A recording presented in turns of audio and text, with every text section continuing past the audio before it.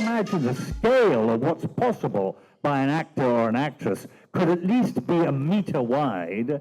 I think the cinema only uses a precious 2 or 3 centimeters in that meter.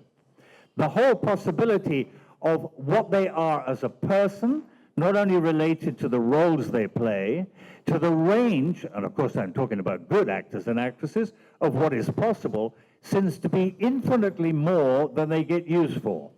So I think if cinema is to continue in any really serviceable way, it has to very seriously readdress itself to the position of the actor. Then maybe my last tyranny, which is very difficult to understand, we have to get rid of this thing. This thing has to go. This is a very, very stupid object. She's not stupid, but the camera is, because all the camera does is simply reproduce what you put in front of it. It's a form of mimesis.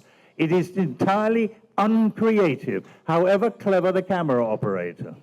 And that's, I think, what Eisenstein meant by the notion of the total recreation from ground zero of the notion of the animated theory is just as the old technology dies, a new one comes up. And I don't have to tell you, just as cinema was dying at this magic date I've already mentioned of 1983, the notion finally of the new media of television coming up and superseding and starting the whole phenomenon all over again.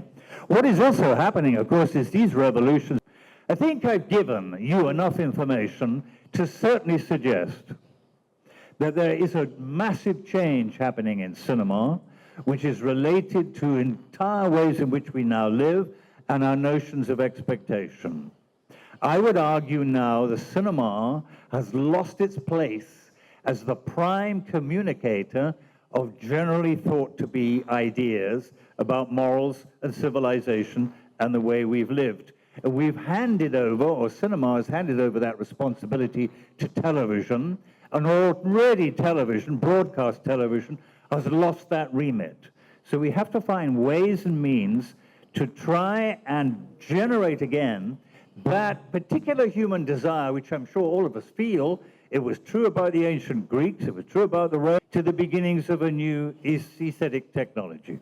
And there are, as you know, hundreds and hundreds and hundreds of people now beginning to participate. And I suspect there are a lot of people with vivid imaginations who are participating in this particular space where we are now. What is my reaction then? What can I put back that's positive?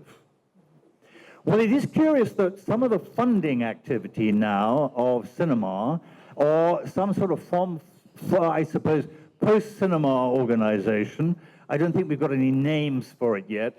Some people have called it meta-cinema. Some people are calling it zinema, spelling cinema with a Z.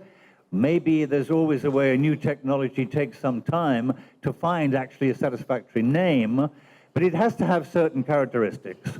And I sincerely believe the two have already been mentioned, some form of interactivity.